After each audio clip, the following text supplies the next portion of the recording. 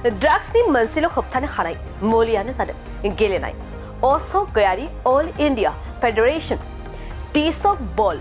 नंगौ रायमना फ्रेन्ड्स क्लाबनि बानजायनायाव थांनाय 6 अक्ट'बरनिफ्राय साननि थाखाय जोलुर बादायलायनाय होनाय हाबाफारिया फैयै फैयै जोबथा सानाव फैबाय। बिदिनो दिनै जोबथा सान गुरुफिला एफसि आरो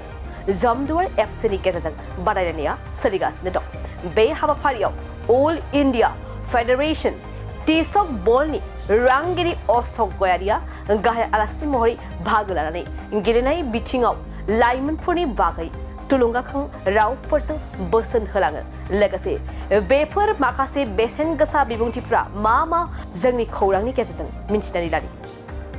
रायमना फ्रेन्ड्स क्लाब काम लाइब्रेरिनि बानजायनायाव थांनाय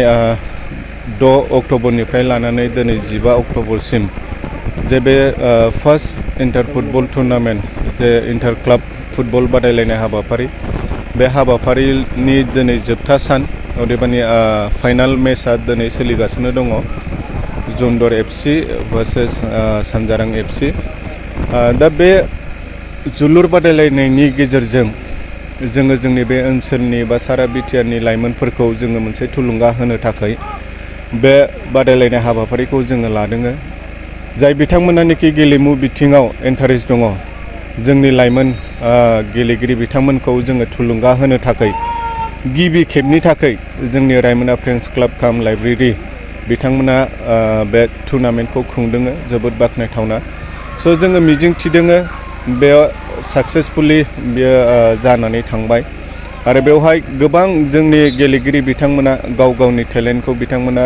श' खालामबाय आरो बिनि गेजेरजों जोंनि बे ओनसोलनि गोबां जोंनि जाखांफुनाय गेलेगिरि लाइमोन बिथांमोना थुलुंगानाय मोनबाय। जोंहा बे मोनसे फोथायनाय दङ आरो फैबाय थानाय समाव जाहाथे जोंनि बे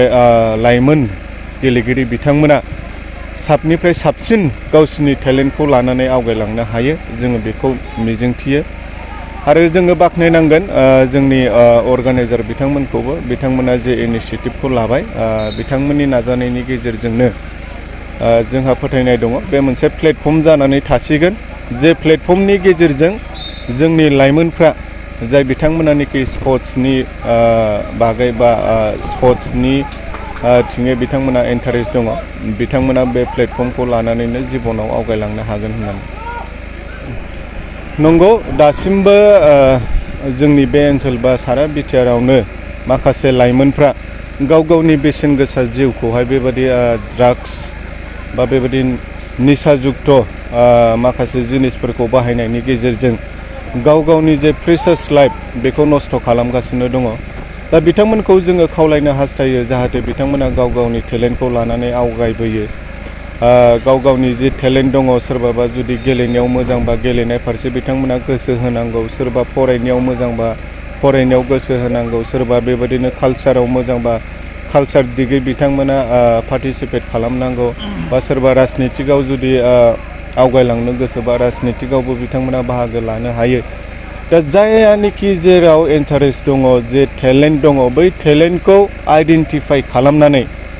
गाव गावनि जे माखासे गुनफोर दङ जोनोमनिफ्रायनो मानसिनाव माखासे गुनफ्रा मानसि जोनोम जानायजों लोगोसे माखासे गुनफ्रा जोंनाव थायो। दा बै गुनफोरखौ जोङो सिनायनानै जोंनि बे टेलेन्टफोरखौ जोङो आइडेन्टिफाइ खालामनानै जाहाथे बै जोंनि लाइमोन सेंग्रा सिख्लाफ्रा जाहाथे बे टेलेन्टखौ नार्चार खालामनो थाखाय माने बिथांमोना नाजायो जोङो बेखौ खावलायो आरो जोंहा फोथायनाय दं जोंनि बे ओनसोलफ्राव जुदि बा सारा बिटिसिआवनो जुदि बेबायदि मोनसे गेलेनायनि आबहावाया फैयोबा गोबां लाइमोनफ्रा बेबायदि गाज्रि हाबा मावनायनिफ्राय जानगाराव थागोन बा बिथांमोना गेलेनाय फारसे इन्टारेस्ट लागोन आंहा बेखौ फोथायनाय दङ। क्लाब फिल्डआव जेखौ जादों बे जोबोद मोजां इनिशिएटिभ। जेरै जोंहा फुटबला दा एक्चुअलि क'क्राझार डिस्ट्रिक्टआ एन्टायार नर्थ इस्टनि फुटबल केपिटेल जानो नाजागासिनो दङ। स्पेसियेलि जोंहा जोंनि चिफ सार प्रमद बर' बिथांनि दैदेननायाव दाख्लैसो दुरान्ड काप जालांबाय जे इण्डियान आर्मि हस्ट खालामदोंमोन। बे जोंनि थाखाय बिराद जोबोद माने नामजाथावथाव मोनसे टुर्नामेन्ट जालांदों जेखौ जोंहा फुटबल मेपआव फैदों अल इण्डिया। बेनि उनाव दा सुब्रत कापबो जागासिनो दं। थिग बिदियैनो दिनैहाय बहायबो रायमनायाव इन्टार क्लाब फुटबल जादों बे जिनिसनि थाखाय जोंहा लाइमोनफ्रा अनेक मोनसे स्कप मोननो थांगासिनो दं जाहाथे फुटबलखौबो मोनसे प्रफेशन हिसाबै मोनसे हेल्थ साइडआवबो मोजां गोसोनि साइडआवबो मोजां स्पर्ट्सखौ नांगौ आर बे फुटबला जोंनि ब्लाडआवनो दङ जेरै जोंहा दुर्गा बर' बादि अनेक प्लेयार ओंखारबाय दा जोंनि बे साइडनिफ्रायबो मोनसे एक्सप'जार फैनानै मोनसे फुटबलखौबो बिराद गिदिर प्रफेशन जेरै क्रिकेटाव दिनै क्रिकेट गेलेनानै नोङो क्रिकेटारफ्रा माल्टिमिलियनार जायो थिग फुटबलावबो जोंहा बर' लाइमोन सेंग्रा सानै बिदिनो माल्टिमिलियनार जाबाय मिज'रामनिबो प्लेयारफोर जाबाय थिग जोंहाबो बेफोरबायदि एक्सप'जारखौ मोनाखैमोन खिन्थु नैफोर खेलानि थ्रुयै मोनसे एक्सप'जार मोननो थांगासिनो दङ आरो बे जोंनि थाखाय बिराद मोजां आरोखि ओमफ्राय स्पर्ट्सआ खम जाबा समाजाव मोनसे गाज्रि मोनसे बाथ्रा हाबो आरो लाइमोनफ्रा अनेक जायगायाव नुबाय जे खेला दुला खम जालांनायनि थाखाय ड्राग्सआव हाबबाय दा ओंखायनो जोङो खेलाखौ बारायनांगौ ओमफ्राय नैबे बिराद गिदिर इनिशियेटिभ लादों जोंनि बे मा क्लाब होनो बेखौ फ्रेन्ड्स क्लाबनि बे इनिशियेटिभखौ जों जोबोद साबायखर होयो आरो बेखौ जाहाथे बोसोर बोसोर साक्सेस जायो नेक्स्ट टाइमबो जायो जों इउपिपिएल दोलोनिफ्राय जा हेफाजाब होनांगौ जों होगोन हौवाफोरजों लोगोसे हिन्जावसाफ्राबो समान समान फुटबल गेलेनायावहाय बिराद जौगाबोगासिनो दं दा हिन्जावसाफोरखौ माबादि खालामोबा माने साबसिन जौगासारगोन आरो बिथांमोना बर'नि नाम लाबोनो हागोन फुटबल गेलेनानै दा जों दाख्लैसो जमदुवार बैयाव दावागुरि ना जारागुरियाव लेडिस फुटबल जालांबाय ओमफ्राय लेडिस फुटबला अलरेडि क'क्राझारावबो जाबाय जोंहाथ' नेसनेल टीमावनो दङ सासे नामखौ आङो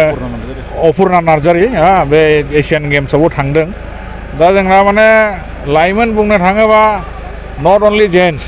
माने जोंहा लेडिसफ्राबो बिराद जौगागासिनो दङ ओमफ्राय लेडिसफोर जौगायोबा जोंहा माने समाजा साबसिन जायो आरोखि स्पर्ट्सआव नों इन्टारनेसनेल लेभेल नेसनेल लेभेलाव नाय समान समान जौगागासिनो दं लेडिसफ्रा ओंखायनो जोंबो नेनानै थांना ओंखायनो लेडिसफोरनि टुर्नामेन्टखौ जोंबो रासिन माने हेफाजाब होनांगौ आरोखि आरो बेखौ जों नुनो थांगासिनो दं जोंहा भेटेरान एथलेटिक्सआव कुन्जलता बर' होननाय दङ जोंनि CWC मेम्बार पार्टिनि बिथाङाथ' माने अनेक माने इन्टारनेसनेल टुर्नामेन्टआव एथलेटिक्सआव नो डाउट फुटबलाव नङा मेडेल मोननानै फैदों दाख्लैबो नेपालाव मोननानै फैदों दा बे बिथाङाबो मोनसे इन्सपिरेसन लेडिसफोरनि थाखाय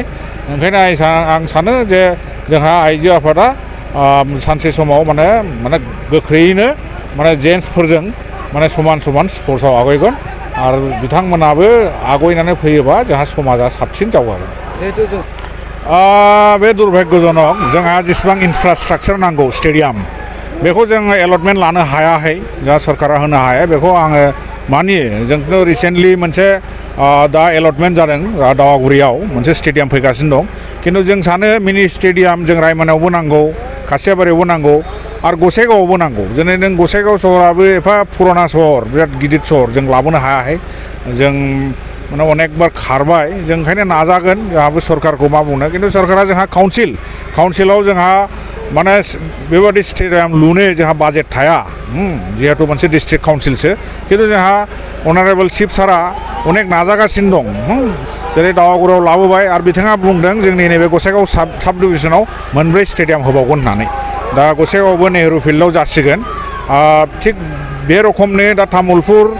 ओमफ्राय ओरैहाय मुसलपुरावबो स्टेडियाम जाबाय आरो जों सानो गसाइगाव साब डिभिजनाव गोख्रैयैनो नैबे 1-2 बोसोराव स्टेडियाम गोदान फैगोन गाव गावनि देहाखौ गोग्गो आरो गोख्रों खालामनो गोसो गुदुं लाइमोन एबा सुबुंफोरनि थाखाय मोजां खौरां क'क्राझार सोहोरनि खोदोमथलायाव लानानै फैदों फिट सिटी मुंनि मोनसे जिम सेन्टार सोरांस्रि नार्जारीनि गोदानै बेखेवजानाय फिट सिटी मुंनि जिम सेन्टाराव फैनानै नोंथाङा नोंथांनि देहाखौ गोग्गो आरो गोख्रों खालामना लादो अब्ला मानोथो गोबाव खालामखो नोंथाङा थाबैनो फिट सिटीआव एडमिसन लाहैदो आबुंसिनै मिन्थिनो थाखाय 7896710934 नङाब्ला 9706677961 मबाइल नम्बराव कल खालामनो हागोन